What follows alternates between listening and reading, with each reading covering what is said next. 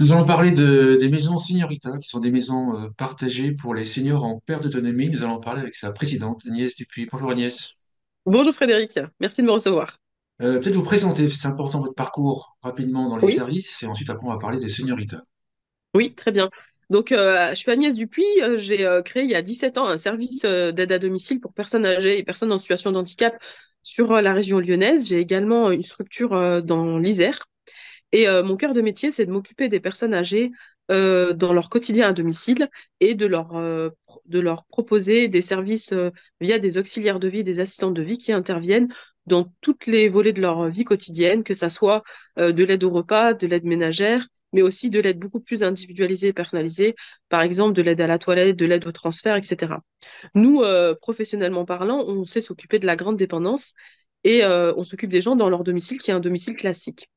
Sur l'aventure Señorita, on propose toujours ces services via cette structure, mais dans un habitat qui est différent et qui est un habitat partagé. Donc, c'est-à-dire que chaque maison Señorita accueille au maximum 12 résidents. Chacun dispose de sa suite privative avec salle de bain, qui a été pensée pour un usage senior. C'est des suites qui sont entièrement meublées. Et dans la maison, on a des espaces partagés qui sont animés, gérés et dont l'intendance est faite par du personnel auxiliaire de vie qui est présent 7 jours sur 7 sur la maison pour s'occuper de nos résidents. Quel est le profil des résidents qui viennent dans les maisons Señorita? Alors, c'est des personnes qui ne peuvent plus rester chez eux de manière sécurisante. C'est une demande de leur part ou c'est une demande de leur famille, c'est-à-dire qu'à un moment donné, il y a une perte de rythme, il y a des maisons trop grandes, il y a des services à domicile qui sont mis en place mais qui sont pas suffisants, il y a un grand sentiment de solitude, les gens n'ont plus envie d'être seuls et ça commence vraiment à leur peser. Et donc, ils décident de changer de domicile et de rejoindre un habitat seniorita dans lequel ben, ils vont se retrouver dans un collectif avec un service à domicile qui est organisé 7 jours sur 7 de 7h à 20h. Donc ça, c'est quand même très important, parce que la mutualisation sert à tous les résidents, et dans lequel ils vont avoir un rythme de vie avec, bah, ils vont partager des moments avec des autres résidents, il va y avoir des animations, ils vont partager leurs repas, ils vont plus avoir à s'occuper de toute cette intendance de maison qui est l'aide ménagère, laver son linge, préparer ses repas, puis manger tout seul. Là, ils vont manger avec tout le monde. Mais ils vont être actifs parce qu'en fait, on va être dans une ambiance de ben, stimulation de l'autonomie, de faire avec et pas faire à la place des gens, de les impliquer dans la définition des menus, dans la définition de qu'est-ce qu'on fait cet après-midi, des animations, quelle sortie on organise ce mois-ci, par exemple. Et les maisons seigneuriales, elles sont pensées aussi avec une inscription locale.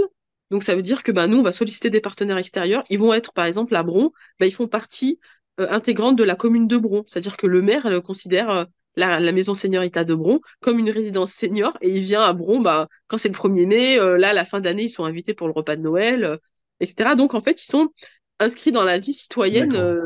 des villes où ils sont installés.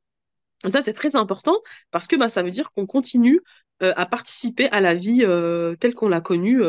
C'est pas parce qu'on est senior qu'on est isolé qu'on arrête d'être inscrit dans la vie globale de la ville dans laquelle on habite. C'est forcément des personnes qui sont en perte d'autonomie, puis après il faudrait qu'on définisse le degré de perte d'autonomie, Bah, ou ça peut être des aujourd'hui, personnes aussi qui sont qui se sentent un peu seules chez elles et qui pourraient venir dans les maisons Señorita. ça peut être les deux, mais en général, quand on connaît bien le secteur, tant qu'on arrive à rester chez soi, en fait, on reste chez soi. C'est comme ça, c'est une donnée. Les 95% des gens, ils veulent continuer à vivre chez eux jusqu'au bout, quoi, jusqu'à la fin. À un moment donné, quand ils quittent ce chez eux, c'est parce que ben, c'est plus possible. Soit parce que la maison est trop grande, parce qu'il y a trop de boulot, parce qu'il n'y a pas assez de services, que je disais, parce qu'il y a une perte de rythme, ou parce qu'il y a eu une perte d'autonomie qui dit bon bah là j'arrive plus à m'en sortir tout seul, il me faut vraiment un coup de main. Ou alors les enfants sont vraiment très inquiets de la situation d'isolement de la personne ou de solitude parce que l'isolement et la solitude c'est pas pareil. Être seul toute la journée ça atteint le moral, ça atteint la santé clairement et on peut avoir un glissement dans la dépendance beaucoup plus rapide quand on se sent seul. Hmm. Quand on est dans un groupe, et ben forcément, on est stimulé par le groupe. Et puis, en fait, on partage toute la journée avec les autres. Alors, ça a des avantages et des inconvénients, hein. Mais ça a quand même plus d'avantages parce que, bah, du coup, déjà, on a l'auxiliaire de vie qui va venir voir tous les matins. Bah alors, madame dit, bah alors, madame Dua, vous n'êtes pas descendu, tout ça, etc. On a des animations. Bref, on est stimulé par la vie, en fait. On n'est plus tout seul. Donc, ça s'adresse. Les gens qui sont en capacité de rester chez eux, ils vont rester chez eux, Frédéric. Ils viendront pas chez nous. Quand on vient chez Seniorita. Et c'est pour ça aussi qu'il y a eu des écueils de la part d'autres initiatives d'habitat partagé qui s'est dit, bon, bah, on va flécher ça en seniors, et puis bah, les seniors, ils vont tous vivre en colocation. Mais non, en fait, tant qu'ils peuvent rester chez eux, tranquilles et qu'ils s'en sortent, ils vont pas venir, hein. Ils vont rester chez eux. Le degré de Donc oui, dépendance. Est-ce que quelqu'un qui est dépendant de manière cognitive pourrait venir chez une seniorita, ou là c'est trop médicalisé, ça devrait demander trop d'aspect médical. nous, aujourd'hui, on sait on n'accueille pas de GIR 1 et GIR 2 D'accord. sur les maisons Seniorita parce que il faut quand même, il y a quand même une vie collective, donc il faut être en capacité de se mobiliser, donc avoir une certaine mobilité. Les gens qui sont malheureusement dépendants au point où ils sont alités, ben, ils peuvent pas intégrer une maison Seniorita. Ça n'a pas été pensé pour ça. Les troubles cognitifs qui sont trop importants, de type où les gens ont vraiment tellement de perte de repères qu'ils peuvent se perdre ou ils peuvent entre guillemets fuguer, etc. Bah, on peut pas les accueillir. Donc ça, souvent, c'est des GIR 2. Par contre, les débuts de troubles cognitifs, nous, on les a on les intègre dans les maisons Seniorita. Parce que justement, c'est du début où on va créer de la stimulation par le groupe, on va créer de la Pour stimulation essayer de par le ralentir rythme. pour essayer de Oui, ralentir oui, complètement. Ah oui, oui, complètement, complètement. Oui, oui, complètement. Et, et c'est pour leur permettre de continuer à garder un rythme et de dire, et c'est pour ça aussi qu'ils viennent chez nous, hein, parce qu'à un moment donné, ils se rendent compte que, ah bah tiens, j'ai pas pensé à manger. Bon, bah, quand vous êtes dans une maison Seniorita, ben, même si vous y pensez pas, nous, on va vous y faire penser, en fait. Donc oui, il y a des gens qui sont en perte, qui ont qui commencent à avoir des troubles cognitifs, ouais. Comment est-ce que les seniors sont au courant de l'implantation d'une ouverture d'une maison seniorita? Bah alors nous, en interne, on a un site internet qui est très bien référencé. On fait des publications classiques, hein, type réseaux sociaux, etc. Et on a aussi des abonnements avec des sites de référencement, de recherche de solutions d'hébergement pour seniors, D'accord. qui nous permettent d'être visibles par les familles qui sont en recherche d'un hébergement particulier pour leurs parents. Et c'est comme ça qu'ils nous trouvent. D'accord, donc en fait, oui, en fait, c'est déjà des personnes qui sont déjà en recherche, Oui, qui ont déjà conscience de leur situation et ouais, ils sont en train de et j'imagine qu'en fait, ils hésitent entre EHPAD ou maison voilà. seniorita pour ceux qui sont en GR3 ou en GR3 ou GR4, par exemple. En tous les cas, grâce à ce biais-là, ils cherchent une solution d'hébergement. D'accord. Peut-être qu'ils savent pas qu'on existe. Les sites de référencement, notre site et tout l'aspect communication qu'on met en place avec l'équipe Seniorita, bah, en fait, à un moment donné, ben, on se fait connaître et les gens nous sollicitent et voient est-ce que ça peut correspondre aux besoins de leurs parents ou pas. Et donc ensuite, bah, ils nous contactent. Nous, on les appelle, on définit la recherche, on voit ensemble si ça peut matcher ou pas. Après, on organise une visite dans la maison. D'abord, la première visite, c'est souvent avec le prescripteur, donc l'enfant. Et si ça lui convient, si ça apparaît pouvoir convenir à ses parents et aux besoins, et ben à ce moment-là, le senior vient également, il visite la maison, on visite les suites, etc. Et après, on a une intégration qui se fait en fonction du délai demandé par la famille. Sur la maison de Bron, par exemple, qui est une maison qui compte 11 suites, on a ouvert fin décembre 2023 et en mars, on était complet. Ah oui, déjà. D'accord. Ouais, ça se remplit assez rapidement. Au départ, c'est vrai qu'on se posait la question du concept, hein, parce qu'il faut quand même dire, bon, bah, c'est un concept un peu différent, etc. Et il y a des Oui, gens, en puis fait, c'est souvent, puis la colocation est souvent nouvelle quand même c'est un mode de vie qui est assez nouveau pour les générations les plus âgées. Alors, pas pour les baby boomers pour certains, mais pour les plus âgés, c'est quand même nouveau. Oui, mais après, d'un autre côté, à un moment donné, quand vous pouvez plus rester dans votre domicile classique, la collectivité, elle est obligatoire. Parce que même D'accord. en EHPAD, D'accord. finalement, vous allez vous retrouver vous allez aller manger, enfin, Mhm. dans la salle de restaurant, ok, bon, vous allez peut-être être 60, 80. Là, au moins, chez Seniorita, vous allez être 12 maximum. Et effectivement, il y a toujours de la collectivité à un moment donné quand on peut plus rester dans son domicile classique.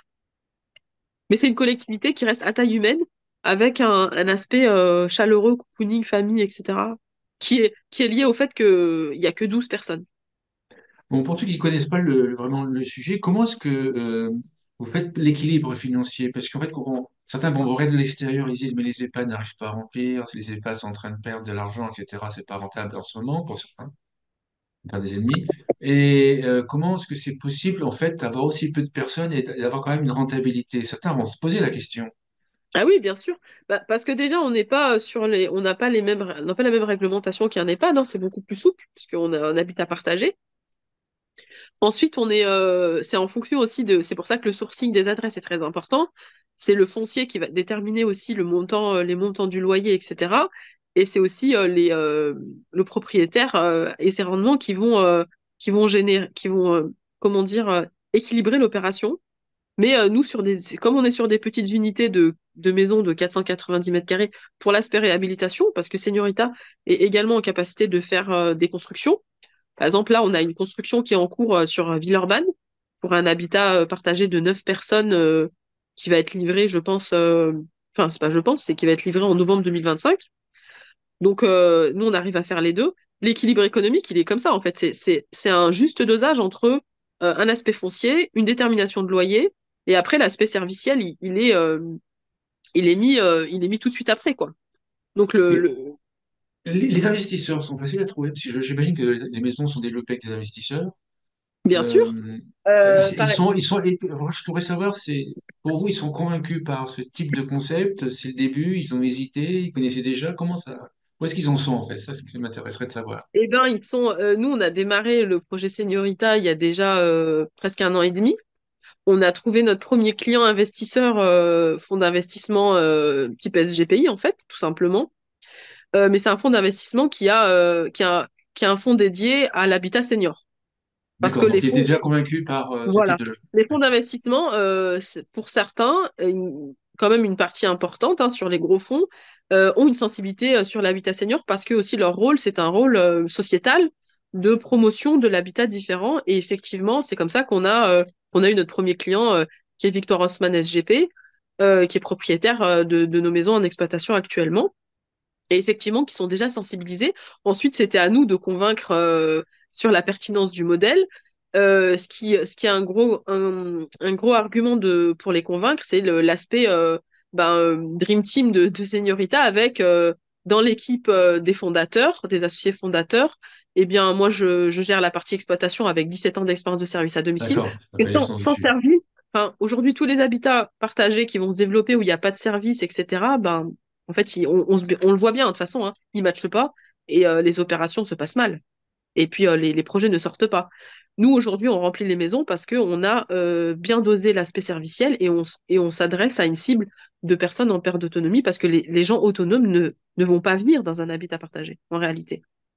Donc, d'accord, c'est des fonds qui connaissaient déjà le sujet, mais est-ce qu'en fait, ils regardent une sorte de réversibilité? Oui, Parce qu'en fait, comme le concept est assez nouveau, même si vous connaissez bien le sujet, mais on imagine quand même qu'il y a la demande, quand même. Comme c'est assez nouveau, certains vont peut-être se dire, mais je regarde, donc c'est en fait, est-ce qu'ils imaginent que la maison puisse resservir à autre chose? Est-ce que vous prenez l'idée là en compte, si jamais, par malheur, je ne vous le faites pas, ça ne fonctionnait pas sur une maison, par exemple? oui, la question, effectivement, c'est aussi pour ça que je pense, les deux premières maisons sont des maisons qui sont dans des secteurs qui sont recherchés par les investisseurs, qui sont des secteurs qui ne sont pas risqués.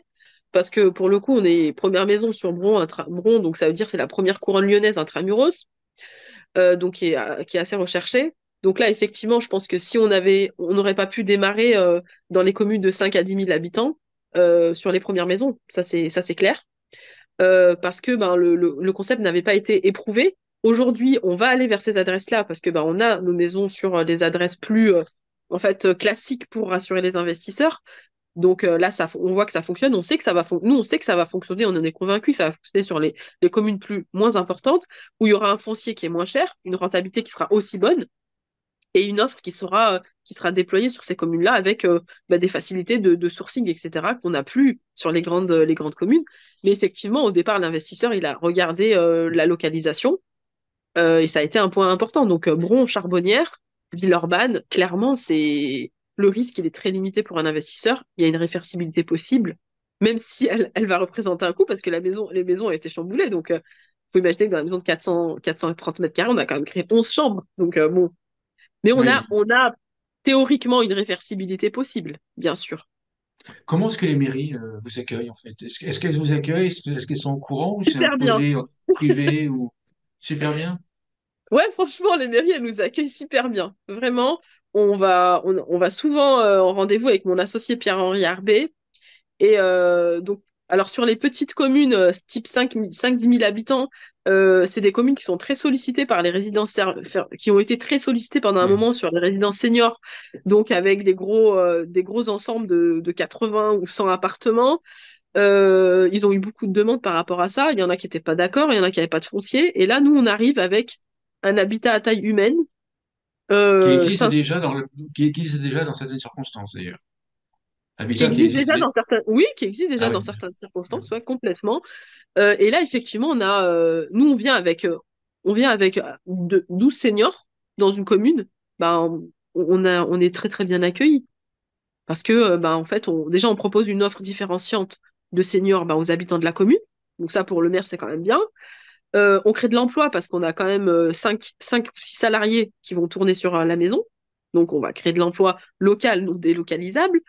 On a des seniors qui vont participer à la vie de la commune, ben, et qui vont pas obliger la mairie à déployer d'autres services de type école, etc. Parce que ben voilà. Euh, donc non, le public senior en général, il est bien aimé des maires, hein. Alors nous, quand on arrive avec les projets, on est plutôt très bien accueillis. Comment est-ce que vous prévoyez le développement des senioritas dans les prochaines années? Alors nous, on a un plan de déploiement de 27 projets à l'horizon 2027. Donc on a déjà dans notre pipe des adresses justement sur des communes qui sont moins grosses que par exemple l'agglomération lyonnaise, mais qui sont tout aussi intéressantes. On a dans ce plan de déploiement des maisons qui vont être en réhabilitation. Par exemple, une prochaine adresse sur Condrieu. On a notre client fonds d'investissement qui nous confie encore deux maisons, une dans le nord de la France et une dans l'ouest de la France qui correspondent à nos standards senioritas, c'est-à-dire grosse maison, plus de 500 mètres carrés, 12 seniors maximum, grands espaces partagés, grands jardins, etc. En plus, là, pour le coup, on a des super extérieurs sur ces maisons-là.